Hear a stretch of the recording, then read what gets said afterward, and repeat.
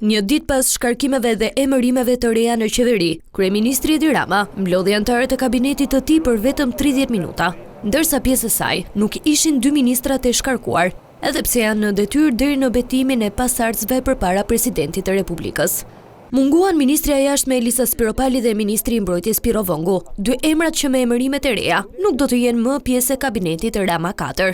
Tashmë ndryshimet të bëra në qeveri, kryeministri Edi Rama do të duhet t'i dërgojë presidentit Begaj, i cili sipas kushtetutës ka një afat prej 7 ditësh për të dekretuar lirime dhe emërimet e reja.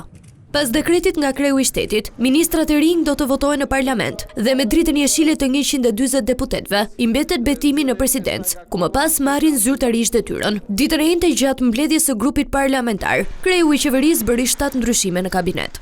Zëvendës kryeministrja e re do të jetë Albana Koçiu, ndërsa vendin e saj si ministër i brendshëm e zë Besfort Lamallari.